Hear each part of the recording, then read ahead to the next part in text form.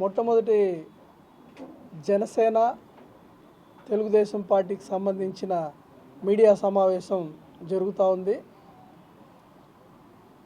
ఈ సందర్భంగా మేము నిన్న ఏదైతే పవన్ కళ్యాణ్ గారు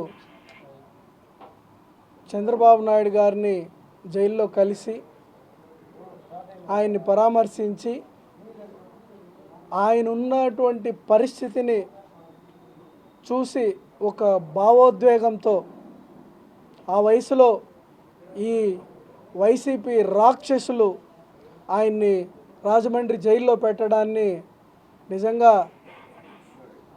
ఆయన బాధపడుతూ ఆ క్షణం బయటకు వచ్చిన వెంటనే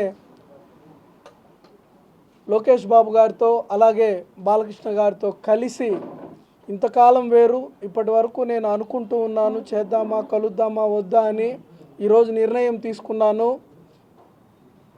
రాబో ఎన్నికల్లో జనసేన టీడీపీ కలిసి పోటీ చేస్తుంది, మేమిద్దరం కలిసే యుద్ధం చేస్తాము, మేము ఈ రాష్ట్రంలో జగన్మోహన్ రెడ్డి ప్రభుత్వాన్ని తరిమి కొట్టేంత వరకు కూడా మేము ఒక ఉద్యమ రూపం దాలుస్తామని చెప్పి తెలియజేయడాన్ని తెలుగుదేశం పార్టీగా ఆయనకి మనస్ఫూర్తిగా ఆయనకు కావచ్చు, అలాగే జనసేన మిత్రులందరికీ కూడా నా హృదయపూర్వక స్వాగతాన్ని తెలుగుదేశం ప్రభుత్వం తరఫున తెలియజేసుకుంటూ, మరి ఈ కలయికని ఊహించుకోలేని జీర్ణించుకోలేని వైసీపీ ప్రభుత్వం అప్పుడే వాళ్ళ వెన్నులో వణుకు ప్రారంభమైందని కూడా ఈ సందర్భంగా తెలియజేస్తున్నాం.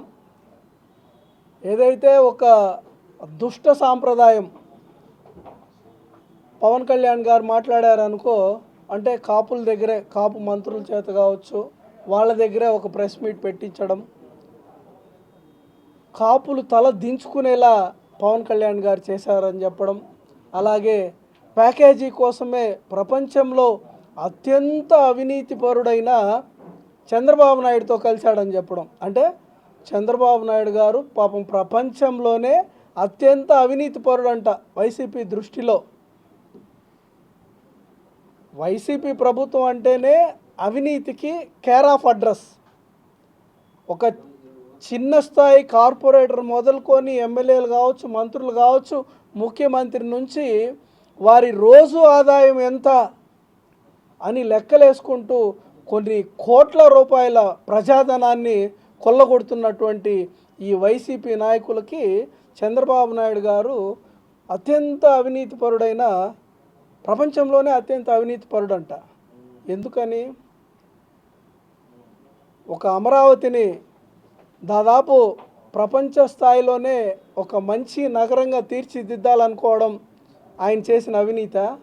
పోలవరంని దాదాపు 72% సోమవారం పోలవరం అంటూ ఆయన ఒక యుద్ధ ప్రాతిపదికన ఆ పోలవరాన్ని కంప్లీట్ చేయడం ఆయన చేసిన అవినీత.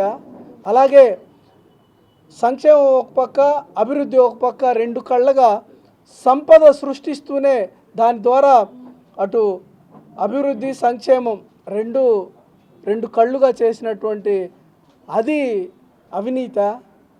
అంటే ఈ వైసీపీ ప్రభుత్వంలో అవినీతి అంటే ఆ డబ్బులు సంపాదించడం, ఇది మా పవన్ కళ్యాణ్ గారు అంటున్నారు, ఒక పంది బురద గుంటలో ఉండి పూర్తిగా బురదమయం అయిపోయేసి వీలైనంత వరకు పక్కన వాళ్ళ మీద చల్లాలి అన్న ఉద్దేశంతో ఈ వైసీపీ నాయకులు ఈ కొట్టు సత్యనారాయణ పవన్ కళ్యాణ్ గారిని అలాగే చంద్రబాబు నాయుడు గారిని ప్యాకేజీ స్టార్ అంటున్నాడు.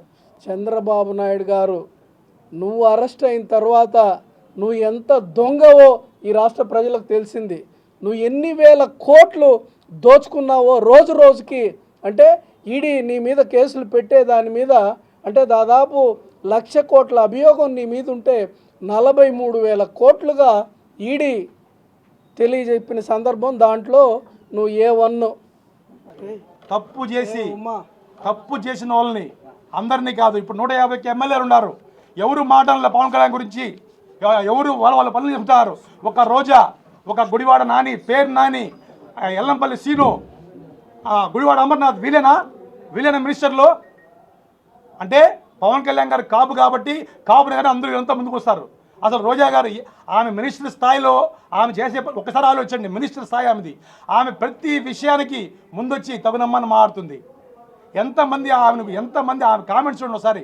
ఆమె మాట్లాడుతుంది, ఆమె కామెంట్స్ చూస్తే చచ్చిపోవచ్చు ఊరేసుకొని. అన్ని కామెంట్స్ పెడుతున్న సిగ్గు ఎక్కువ లేకుండా ఆమె రోజు రోజుకు మాట్లాడుతూ నిజంగా ఆమె మినిస్టర్ చెప్పుకోవడానికి నిజంగా సిగ్గుచేట్టు. ఆమె గురించి మాట్లాడటమే దండగా.